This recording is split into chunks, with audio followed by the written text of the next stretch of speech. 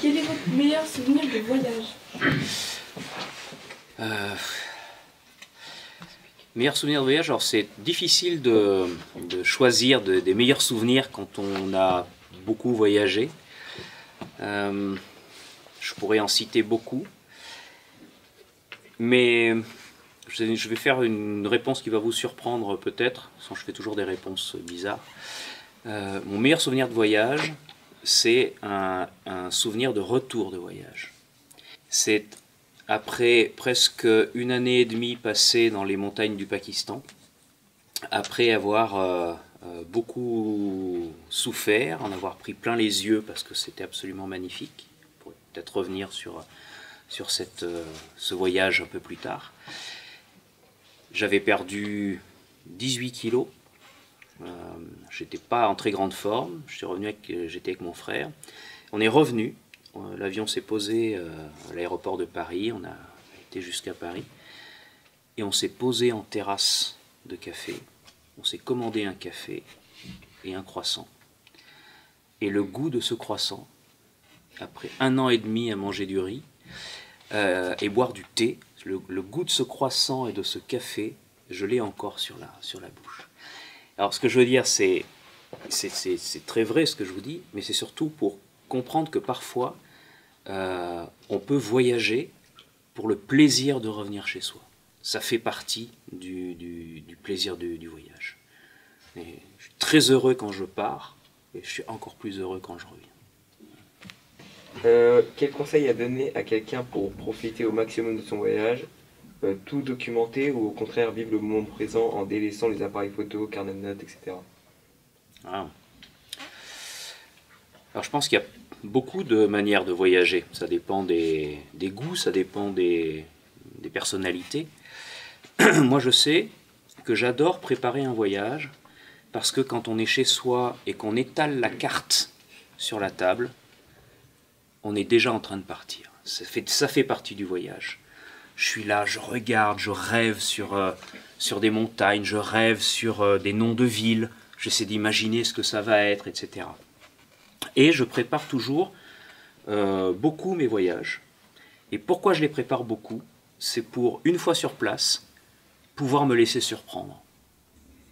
C'est-à-dire que même si mon voyage est préparé, s'il se passe des choses totalement imprévues, eh ben je bondis dessus. Et c'est pas grave si ces choses imprévues ne mènent pas très loin, parce que je peux revenir à mon programme ensuite. Alors que souvent, si on part sans trop savoir ce que l'on veut ou ce que l'on va faire, on suit des pistes comme ça, puis quand ça mène nulle part, on ne sait pas trop quoi faire. Voilà. Donc pour profiter vraiment d'un voyage, moi je trouve que c'est bien de le préparer et de garder l'esprit ouvert pour tout ce qui va se passer qu'on n'a pas prévu. Et après, sur la manière de voyager, quand moi j'ai beaucoup voyagé, c'était une époque totalement différente de la vôtre, puisque c'est quasiment une époque préhistorique. Il n'y avait pas de téléphone portable. Les appareils photo fonctionnaient avec, c'était des pellicules, et il y avait des piles, alors c'était très pratique, ça tombait très bien, il n'y a pas d'électricité là où j'étais. Donc si j'avais eu tout le matériel moderne, au bout de 3 jours, j'aurais été en panne, alors que là, quand on reste plus d'1 an quelque part, ben, il faut pouvoir se débrouiller avec ses propres moyens. Donc mon appareil photo fonctionnait avec des piles bâtons qu'on trouvait dans toutes les boutiques du bazar où je me trouvais. Et du coup, oui, parce que c'est ce que je regrette aujourd'hui, effectivement, c'est en ça que la question est intéressante, c'est que de plus en plus, les voyageurs, ou les touristes, ou tout ce qu'on veut, ne regardent plus le monde, ne regardent plus les gens. Ils regardent leur appareil, et à travers leur appareil, ils voient le monde et ils voient les gens. Et c'est pas la même chose. C'est pas la même chose de vivre, de profiter de la réalité, et de se dire, je ne vis que pour ramener des souvenirs, en fait. Parce que c'est ça, être toujours en train de filmer, toujours en train de prendre des photos. C'est important de ramener des souvenirs, etc. Mais il faut que ce soit un moment choisi, il faut que ce soit... c'est les choses rares qui ont le plus de prix. Si on ramène 3000 photos de son voyage, on les regardera jamais. Si on en ramène 10, on les regardera tout le temps. Et du coup, est-ce que vous prenez des notes quand même en voyage? Alors moi je prends des notes, mais c'est parce que quand j'écris pas pendant longtemps, je me sens pas bien. Voilà. Avez-vous écrit des plans dans la neige, dans des pas dans la neige, sur place ou à votre retour? Alors non seulement j'ai écrit des pas dans la neige à mon retour, mais même j'ai écrit ça presque 20 ans après être revenu. Parce que, pourquoi je ne l'ai pas écrit sur place? D'abord parce que, comme je le disais, c'est très compliqué de vivre quelque chose et de le raconter. Ça demande de raconter quelque chose, ça demande de prendre du recul sur ce que l'on vit ou sur ce que l'on a vécu. Donc les deux sont un peu incompatibles. J'ai pris des notes sur le vif, mais je n'ai pas écrit mon livre sur place.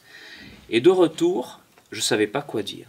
Parce que quand on a vécu beaucoup de choses en plus d'un an, c'est exactement l'histoire des 3000 photos dont je parlais tout à l'heure. C'est quoi dire? Et 20 ans plus tard, j'ai eu le déclic, j'ai eu l'idée. Je me suis dit, ben voilà, je vais laisser toutes mes notes de côté et je vais raconter uniquement ce que 20 ans après, je me rappelle encore. C'est comme ça que j'ai écrit mon livre, Des pas dans la neige, qui est assez petit par rapport au temps que j'ai passé sur place. Mais il y a dedans ce qui m'a marqué vraiment et ce qui me marque encore. En 20 ans, la mémoire joue des tours. Qu'est-ce qui... C'est totalement accepté. C'est-à-dire que je sais que ça s'est passé.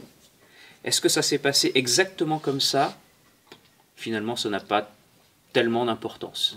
Ça a dû se passer à peu près comme ça.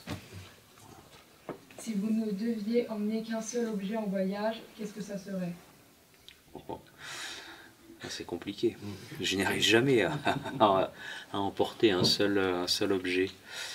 On va rester dans le poétique, parce que dans le concret, si on part dans le désert, il vaut mieux partir avec un chapeau. Si on part dans le grand froid, il vaut mieux prendre un bonnet. Donc un seul objet. On aurait pu dire aussi l'objet indispensable que vous emportez dans tous vos voyages. Alors, je vais répondre une fois de plus à côté de la plaque. Dans tous mes voyages, je fais exactement l'inverse, c'est-à-dire que je pars avec pas mal de choses finalement, mais j'emporte toujours un objet inutile. Un objet, je sais qu'il ne me servira pas. Alors ça peut être une figurine de Maître Yoda, par exemple, qui va passer un an dans mon sac, que je vais me trimballer partout et qui ne me servira à rien. Ça peut être justement par exemple un tube de crème solaire alors que je sais que je vais me taper de la pluie tout le temps. C'est volontairement, je choisis toujours dans mon sac un objet inutile. Il faut que alors je le choisis avec soin parce qu'il faut que je sois sûr qu'il ne me servira pas. Mais pourquoi vous emmenez un objet inutile? Alors je sais pas vraiment. J'emporte un objet inutile parce que je me dis que le propre de l'humain, c'est de faire parfois des choses un peu débiles. Voilà, c'est des choses qui n'ont pas de sens. Jamais un animal ne va faire quelque chose qui n'entre pas dans une logique d'instinct ou dans une logique voilà, d'utilité. Transporter un objet inutile et se le porter pendant longtemps, c'est caractéristique pour moi de la capacité de l'humain à être un peu fou, volontairement. Et de retour de voyage, après ce que je fais toujours, je défais mon sac et je regarde ce que je n'ai pas utilisé. C'est un petit peu comme un médecin légiste qui découpe un cadavre dans le cadre d'un crime, d'une enquête, pour comprendre ce qui s'est passé. Et moi, je déballe mes affaires, je regarde ce que je n'ai pas utilisé, et je me demande, mais pourquoi est-ce que j'ai pris ça, alors que je ne l'ai pas utilisé? J'aurais peut-être eu l'occasion. Et c'est très intéressant de faire ça parce que souvent, ça vous permet de comprendre vos peurs. Si par exemple vous partez marcher 3 semaines et vous partez avec 3 gourdes d'1 litre, et chaque jour vous n'utilisez qu'1 litre d'eau, vous vous êtes porté 2 gourdes en plus tout le temps et qui servaient à rien alors que vous pensiez que ça allait vous servir. Et bien ce que ça peut signifier, c'est que votre peur, ça a été de ne pas trouver d'endroit où boire en fait. Et donc c'est intéressant, ça se dit, ah, tiens, pourquoi j'avais peur de manquer d'eau, alors que si je regarde la carte, je vois bien que je traverse des villages, etc. etc. Ah, ça aide à mieux se connaître. On dissèque, puis on essaie de s'amuse à essayer de comprendre. Et du coup, Maître Yoda, c'était pourquoi? Pour protéger des sites Oui, je sais pas, je me suis dit si jamais un jour je trouve personne à qui parler, je pourrais toujours parler à Maître Yoda.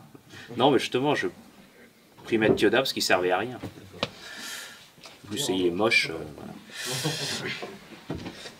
Vous qui voyagez beaucoup, comment vous réussissez à vous extraire du monde pendant le confinement? Alors, j'ai cette chance qui est peut-être aussi un petit peu la vôtre, celle de ne pas habiter dans une grande ville. J'habite à la campagne, hein, dans le sud de la Drôme. Et d'ailleurs, j'ai été au collège et dans un collège de campagne.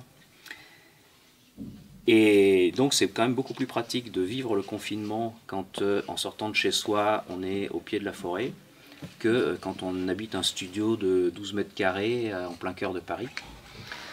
Donc moi, j'ai très bien vécu mon confinement en allant randonner un peu tout le temps. Voilà. En organisant des pique-niques avec quelques amis du village, etc. Ça s'est plutôt bien passé.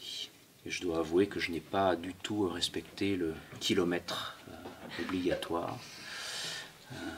Sinon, ça n'aurait pas été drôle. De tous les mondes que vous avez créés, dans quel aimeriez-vous le plus voyager et pourquoi?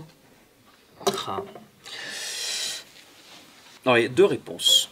Parce qu'il y a 2 univers parmi ceux que j'ai créés dans lesquels je me verrais bien partir au moment de la retraite.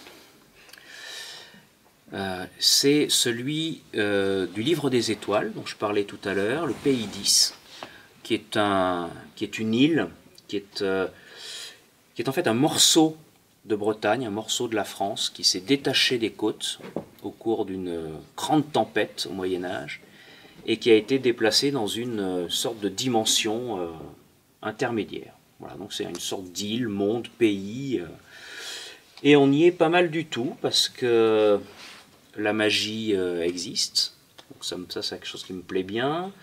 Il y a des chevaliers, j'adore les chevaliers. Il n'y a pas de pollution, hein, on se balade à pied ou à cheval, hein, c'est un petit pays. Et voilà, je pense qu'il y fait assez bon vivre.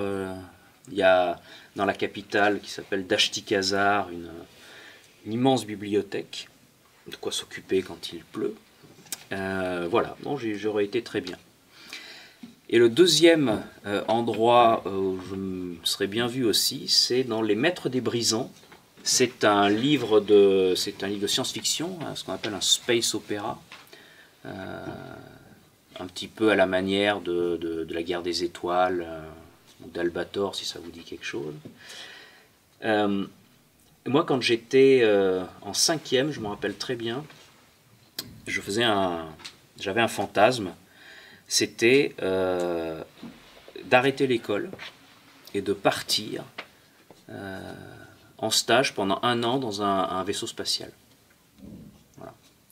Déjà, j'étais très en prise avec la réalité à cette époque. Et ben, vu que jamais aucun vaisseau spatial n'est venu me chercher, j'ai dû en créer un, et créer un univers dans une lointaine galaxie, une galaxie d'Éridan.